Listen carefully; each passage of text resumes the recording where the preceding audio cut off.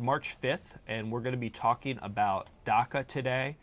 With me today is Esther Lee. She's been covering this topic for us for many, many years. Not that many years, but several years. A few years. We've definitely been through a really big sea change on this issue. We've hit a date today, March 5th, that a lot of people are talking about as a significant date. And we have Esther here to kind of help us understand the issue, talk through it, figure out what's happening today, what isn't happening today, and I think even more important, what's happening in the future for this population of 800,000 DACA recipients, and also the larger Dreamer community that gets up into the millions. So Esther, why don't you just sort of, for our audience, kind of take them through, how did we get to this point? You know, we had the DACA program that was implemented in the Obama administration. You started to have, several 100,000 Dreamers who were able to get work permits, to get jobs, to continue on with their lives. How did we get to where we are today? Right, so I'm really glad you asked that question, Judd. Thank you for having me, by the way. So back in September of 2017, the Trump administration put an end to the DACA program. DACA meaning the Deferred Action for Childhood Arrivals, which was an Obama-era initiative, which did grant temporary deportation relief and work authorization to about 800,000 undocumented immigrants who came here as children. And so at the time when the Trump administration ended it, they gave a 6-month delay for Congress to figure out a permanent legislation for these Dreamers, but they also gave these DACA recipients whose statuses expired before March 5th, which is today, 2018, they gave them a 1-month period to apply for renew their DACA statuses. And about 20,000 DACA recipients did miss this deadline, unfortunately. And for whatever reason, we were just coming out of the aftermath of about 2 hurricanes, and there are also other DACA recipients who didn't apply for this because of the $500 application fee, which is actually a lot of money for these people, right? So a lot of people missed this deadline, but there have been a court injunctions back in January, and again, I believe in February, to allow these DACA recipients to continue reapplying for their statuses. Yeah, but just backing up for a second, in September, when Trump, or I guess Sessions, issued his declaration that this was, they weren't going to continue the program. This wasn't done because there was a court order to do it at that time. This was done on their own volition. They just decided that they were going to end the program. Right. So this actually, if we were to really look back to see why there was a September 5th announcement in the first place, we have to look back to like 2014 when the Texas Attorney General, Ken Paxton, decided to sue the Obama administration over the DACA program and the DAPA program, which was a similar program, but for the parents of Americans and U.S. citizens, or U.S. residents, excuse me. And since then, we have seen the Texas Attorney General challenge the Trump White House to say, if you don't end this program, this DACA program, by September 5th, 2017, we will sue you. So that's why the White House felt the urgency to end the program when it did. Right. But they hadn't actually even sued them yet. No. So it was really them saying, well, we don't even want to get to that point. And they ended the program on its own. They could have waited for them to be sued. That would have given them essentially more time to work this through. Now, what happened, and we're going to get to March 5th because that's today, and that's why we're here talking today, and we're going to get there. But we heard from Donald Trump and Democratic members of Congress and even a number of Republican members of Congress that after that September 5th deadline, don't worry, DACA recipients, we were told, this is going to be fixed. Trump was tweeting that. There were various Democratic members who were saying, we're not even going to support any budget bill. We're not going to fund the federal government unless we fix this. What happened between now and then? Why are we now? How did we reach the date and nothing additional has happened? Well, if we will remember back in January, in a highly televised appearance that Trump had with bipartisan members of Congress, he said, "You guys present to me any immigration bill, and I will take the heat. I will sign whatever legislation you put in front of me." But since then, there have been several iterations of immigration bills put out by bipartisan members of Congress. But the only one that Trump has approved, really, has been the one from Senator Chuck Grassley. And that one would have provided an earned pathway to citizenship for these DACA kids. But it would have also imposed a $25 billion border security measure, which for many dreamers, they believe that this includes more enforcement agents to go after their parents and to go after the undocumented immigrant population at large, and also a lot more militarization of the southern border, which a lot of people don't believe we need. So this has been the only bill that President Trump has supported, even though there are other measures that are more narrow and that would receive the support of other people. Yeah. And that bill also had a lot of restrictions on legal immigration as well.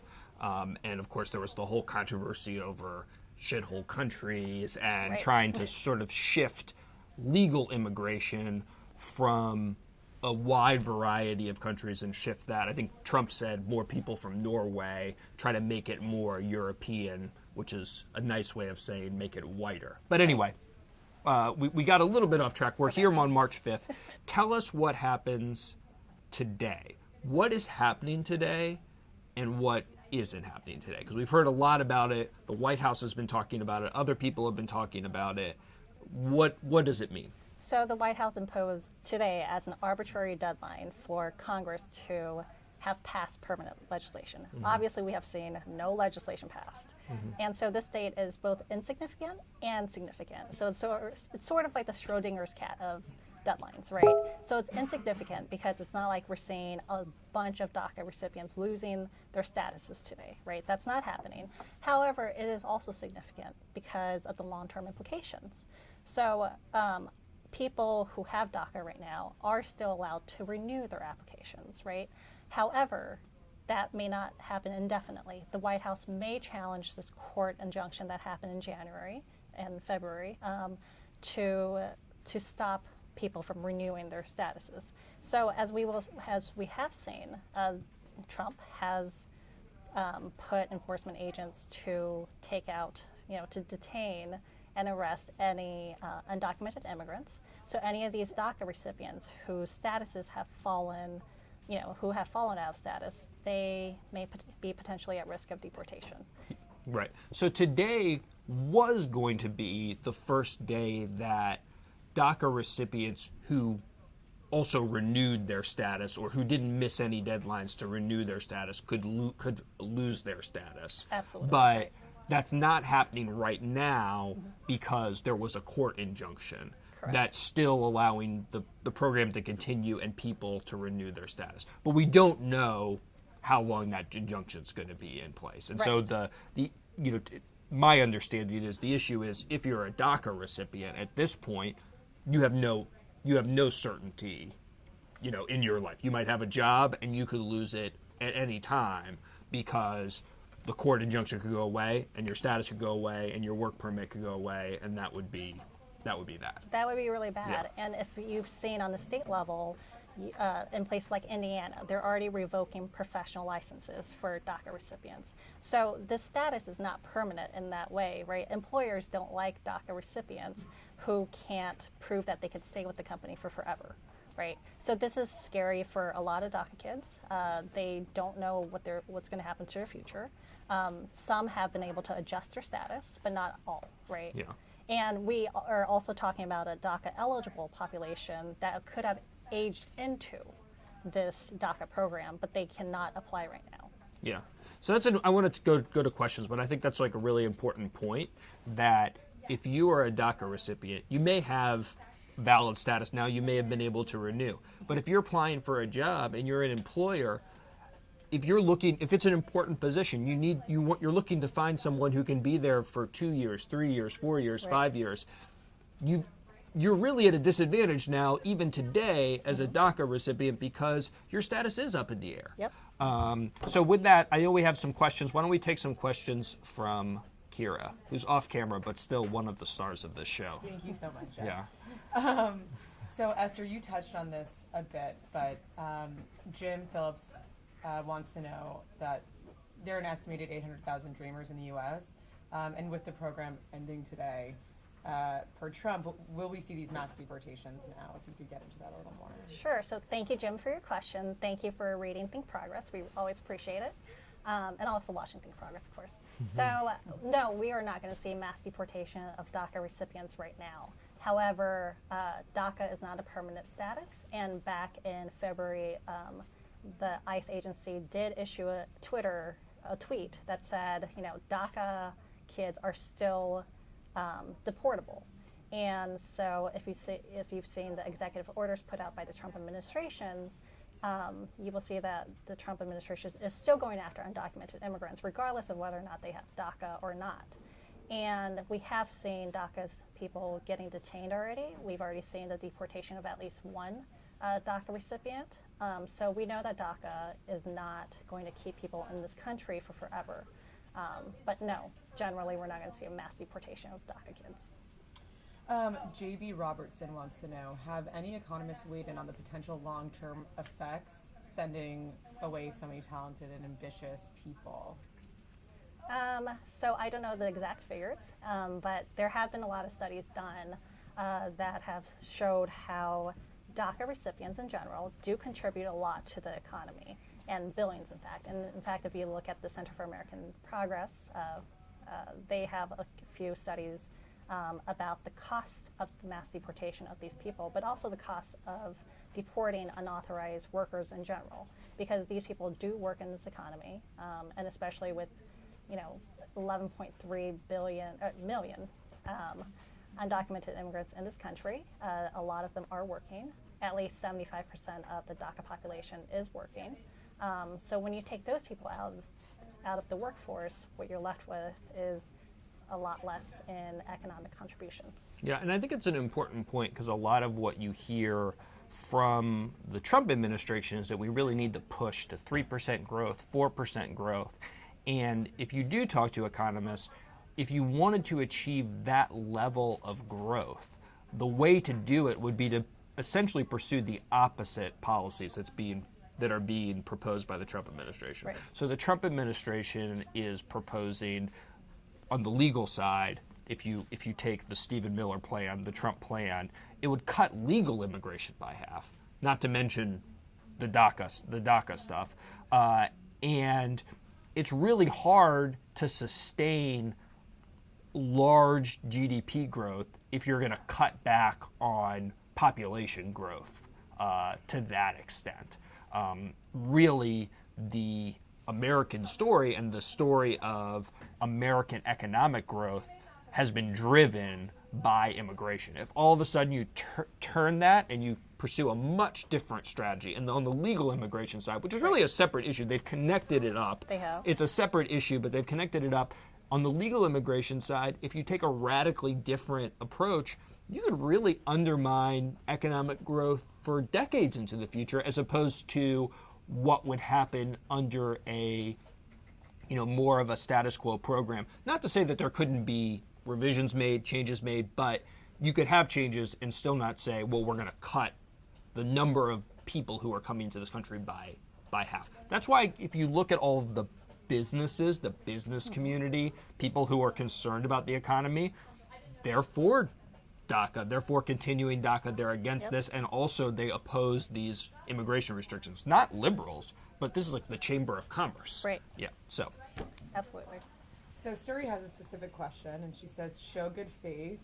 Why not waive that $500 application fee so Dreamers can renew their applications? So the USCIS, which is the United States Citizenship and Immigration Services Agency, which is the agency responsible for processing DACA applications, it is a user-funded agency, which means that all the application fees that they get goes to fund processing these applications, goes to fund their employees. And that's why we can't necessarily waive the $500 fee for everybody. But they do have hardship waivers for some people, and there are actually a lot of immigrant advocacy groups that are willing to put money forward for these applicants. Yeah, so we would not being immigration lawyers ourselves, but just being people who are like looking out onto the world, people should still apply for renewals if they're eligible for renewals, because it's probably better than the alternative, which is to have your eligibility expire. Absolutely. Okay, well, great. This has been. I have one more question. We have one more question. Let's just take one more question. Okay. We can fit one more in. We've got to get Esther back to her desk so she can report on these issues, but we're going to take one more question due to popular demand. Yes. So, Esther, so much of the conversation about immigration has been specific to dreamers right now, and we've been seeing some people feeling left out of the conversation that don't necessarily qualify under that. Do you think we need to broaden the conversation to include more people, or do you think there's something to be said for keeping it so specific on this population? So, you know, a lot of the conversation right now is on dreamers, and rightfully so. And the reason for that is because these DACA recipients have put their information forward to the government to, and so the government has their addresses, it has where they work, and so this is why it's really important to pass legislation for dreamers. But yes, a lot of these dreamers are trying to broaden the scope of the conversation to include their parents, who a lot of these dreamers would say are the original dreamers, right? But for now, the scope of the argument right now for the Trump administration would be on these dreamers, because these are the immigrants that elicit the most sympathy from the American public, right? If you look at poll after poll shows that the majority of Americans support some form of a DREAM Act to help these particular kids who came here as kids. So I do think that while we should talk about undocumented immigrants generally, because there are millions of them, I don't think under this administration we're going to have any sort of legislation beyond the dreamers. Okay, well, I think we're going to have to leave it at that. If you have any more questions or you're curious, Esther's got a great piece up this morning on the March 5th deadline, what it means, what it doesn't mean. She's going to be covering this all week. The great thing about Esther is that, you know, this topic goes into the news, it goes out of the news, people talk about it, people stop talking about it, but Esther's going to cover it all year round, and you can come to ThinkProgress and see Esther's coverage. Follow her on Twitter. I think we'll put a link to her Twitter handle and also the story she wrote this morning in the comments. Let us know what you think about this new format. Let us know if you'd like it to just be me speaking to you, or if you enjoy other people as well. I know this is a controversy out there in the world, but let us know what you think, and we'll be back next week with the news.